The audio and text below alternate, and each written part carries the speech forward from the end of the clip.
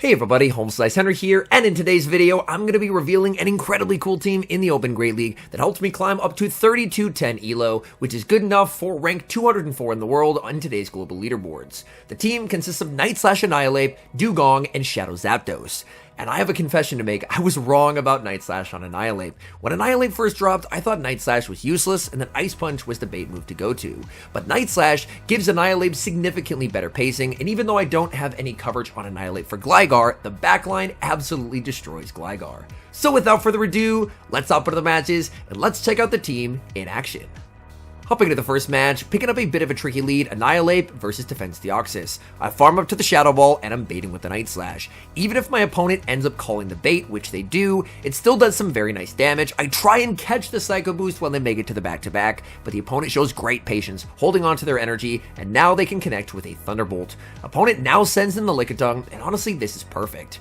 I typically operate this team in the style of 2 glass cannons and the tank. So Dugong is definitely a setup Pokemon where my goal is just to debuff the damage output from my opponents. I typically don't like to shield the Dugong, kind of use it as a damage sponge to set up the glassy sweepers to help me win games. Opponent is going to be firing off energy. They did not want to take another charge attack from the Dugong, and now I can use this as an opportunity to get a massive energy head start on my Annihilate. They're double debuffed here thanks to the Dugong. So this Power Whip does absolutely nothing. Opponent gives up Switch. They send in Superior. And now I can send in the Shadow Zapdos. The pacing on the Shadow Zapdos is absolutely amazing. Drill Peck is 5 to the first and 4 to the second. And with Night Slash on Annihilate, the pacing is quite a bit faster than it would be if I was running Ice Punch. So these sweepers, not only do they hit extremely hard, but they're very fast to charge moves, so I can nearly always win a pacing war. My opponent is actually running Leaf Tornado on this Superior, and they get the first debuff. Thankfully, they don't get the second debuff, but realistically, it's not going to matter too much. I fire off this Drill Peck. It is on charge attack priority. My opponent is going to let that through. I can send in the Annihilate, and the Lickitung is low enough where it's just getting farmed down, and if they send in the Deoxys, I can make it to double Night Slash. So again, the speed at which it gets the Night Slash is incredibly nice. I wait a turn there to make sure they don't catch, and they end up throwing so I don't get the sneak. But as they go for the Psycho Boost, I can just wait a turn, make sure they don't catch. This Night Slash should be able to pick up the knockout onto the Deoxys, and all they have left in the back is a couple HP of Lickitung, and I'm able to take the win. Hopping into the next match, leading Annihilate into Shadow Dragonair. It feels counterintuitive that not running an ice move makes you have a better matchup versus Dragonair, but that is the case. If you're running a standard Annihilate, not like a very attack weight, you are going to lose charge attack priority to the Dragonair, which means you do lose the ones. However, running Night Slash, the pacing is better, so you actually outpace the Dragonair, and as the Annihilate, you very comfortably win the ones, forcing either switch advantage or the opponent's final shield. In this case, they're going to double shield and look for the farm down. I aggressively switch into the Dugong, and the Ice Shard goes through. So they get one final charge attack, but I'm able to remove them from the field of play. Opponent sends in a Skarmory, and this is a surprise. Skarmory does not have a good matchup at a Dugong, even though Dugong has been chipped by the Body Slam, so I'm perfectly okay with this. I just get to apply debuffs with the Icy Wind, and they need to go for a Brave Bird here to knock me out. Sky Attack, due to the debuff, will not be enough to KO. They go for the Sky Attack. I'm able to withstand that damage and make another Icy Wind. So now they're double debuffed. I've saved the shield for the Zapdos. Let's see what they have in the back. It's a Lantern. Lantern, I have a Flyer left, but here's the thing, Shadow Zapdos in the 1-0s can accomplish absolute miracles. I'm firing off the Thunderbolt, that does massive damage. Opponent is going to be returning the favor with Surf. Surf is going to be shielded up by the Zapdos. Zapdos continuing to farm. I switch into Annihilate and I get the catch. This is absolutely massive, as this means that I do get to overfarm quite a lot with the Zapdos. So I'm farming up with the Zapdos, going for the Drill Peck, and they're low enough from the combination of Thundershock and Thunderbolt that a Drill Peck will actually knock out. In comes the Skarmory, and I may as well go for the Thunderbolt. I had the Drill Peck ready. Drill Peck would have KO'd, but why not go for the overkill? And we were able to take that win. Moving into the next match, picking up a positive lead, Annihilate into Lickitung. This is a positive matchup for Annihilate. The only shield scenario that Lickitung has the ability to win is the one shield, and they need to successfully body slam bait and then land a power whip to do so. So it's a very nice matchup for Annihilate. I'm just going to keep spamming out Night Slash after Night Slash in this matchup. I'm going to let this go, see if they want to go for the bait. They don't. They're able to successfully land the power whip, but I do still win the zero shield here, as this Night Slash is going to be able to pick up the knockdown. knockout. Opponent sends in their own Annihilate. Unfortunately, I'm not able to make the Shadow Ball. I'm only able to make it to the Night Slash, and my opponent is going to no shield. I send in the Shadow Zapdos. I'm down on energy, but Shadow Zapdos, with its lightning fast pacing, will be able to help make up that difference. They are running Ice Punch on the Annihilate. I'm farming up, and this is charge attack priority, Drill Peck to the Ice Punch. The Drill Peck does get shielded by the Annihilate. I'm going to be committing the shield, and I should be able to make it to 2 more before they make their next move. They send in Guzzlord. I throw 2 Thunder Shocks, so I take a Dragon Tail, and then, by switching on the second Thunder Shock, I actually defer the second Dragon Tail onto the Dugong. They're going to go for the Brutal Swing. I'm farming up, and I'm firing off this Icy Wind. Icy Wind will do quite a lot of damage to the Guzzlord. Guzzlord is going to be able to survive that, and they're firing off energy. They could potentially go for an Undercharge here. They do go for an Undercharge on the Brutal Swing, and I don't get the move. So they got 2 counters. However, if you remember, I threw 2 Thunder Shocks before switching out, so I'm still able to outpace. The Drill Peck gets the shield, and I win charge attack priority. Shadow Zapdos, difficult to use, but it is the deadliest closer in the Open Great League right now, and we take that win. We see a familiar lead in the next match, Annihilate into Shadow Dragonair, and I'm executing the same game plan as before, just spamming out the Night Slashes, knowing that due to my very fast pacing, I'm going to be able to control switch advantage unless my opponent double shields, and we get our first boost.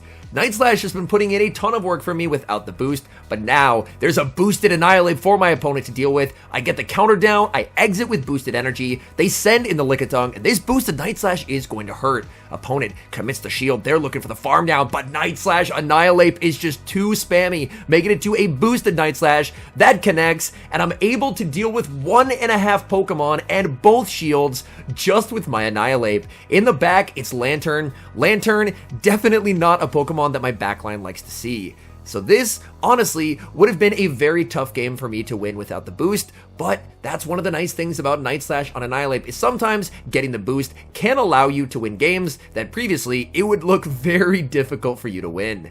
I'm going to shield up. Even though I do shield a bait, they can't make the Thunderbolt before I'm able to pick up the knockout. I'm farming up. I wait. I try and go for the catch onto the Zapdos. They're forced to throw 2 Body Slams here. 1 Body Slam, not going to knock out. Shadow Zapdos is very glassy. They throw 1 and the move. So very nice charge attack timing by the opponent, but they've expended too much energy getting rid of the Zapdos, and they are unable to outpace the Dugong. Dugong making it to the Icy Wind. Without that boost, I don't see us winning that game. But Night Slash on Annihilate came in clutch. Picking up a terrible lead in the next match, Annihilate into Gligar. I save switch into Dugong. Part of not having Ice Punch means that my Annihilate is basically helpless against Gligar. However, I have 2 extremely strong checks to the Gligar with the Dugong and the Zapdos. My opponent counters the Dugong save switch with a Bubble Jellicent, and you may notice I go for the Icy Wind first. This is very important, as even though the Icy Wind is going to be resisted, it allows Dugong to potentially tank 2 Shadow Balls, which is what I'm hoping for, because if it does, I can force alignment or a shield. It's charge attack priority. It comes down to this. Does the debuff allow me to survive the Shadow Ball? It does. Oh my goodness, Dugong, you monster. I fire off the Drill Run. Drill Run gets the shield from the opponent. They're debuffed, but they do manage to get the farm down. I send in Annihilate. Annihilate will be able to survive this debuff Shadow Ball barely, and I'm setting up Zapdos as the sweeper for this game. I send in the Zapdos. Opponent is going to send in Whiscash. Whiscash, not a good matchup for the Zapdos, but I have an energy advantage and a shield advantage on my side. Drill Peck will be no shielded. It's charge attack priority to the Scald, and I'm shielding everything here.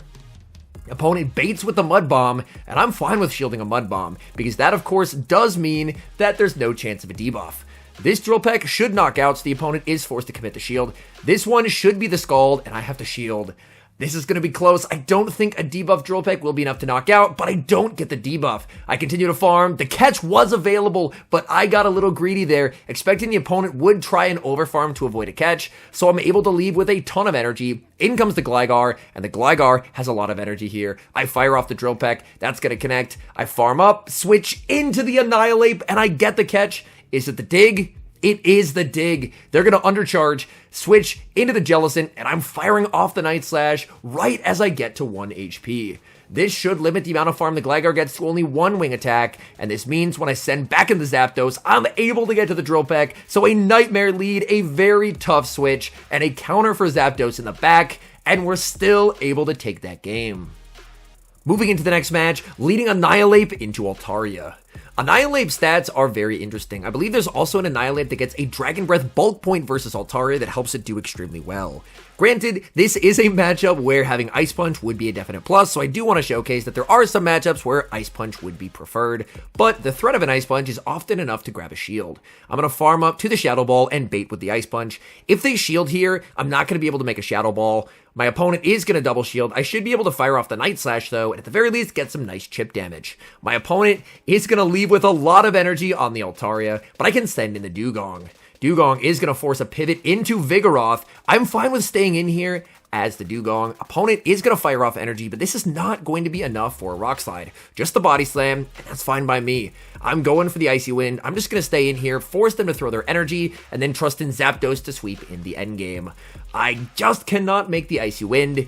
Let's see, did they make it to the Rock Slide? A Rock Slide would knock out, a Body Slam does not knock out, and I'm able to make it to the Icy Wind. The Icy Wind is going to pick up the KO. I'm looking to switch. What does my opponent have in the back? Of all things, they have a Ferrothorn. I'm farming up a lot of energy. Altaria does have a move. They did not farm up to a Thunder though, so I can no shield. Altaria has a move, so they're probably going to look to try and go for a combo play once they're able to grab my shield, and then send in the Altaria to pick up the KO. So what I'm going to do is I'm going to shield here, and then I'm just going to blindly click the Drill Peck, hoping they switch in.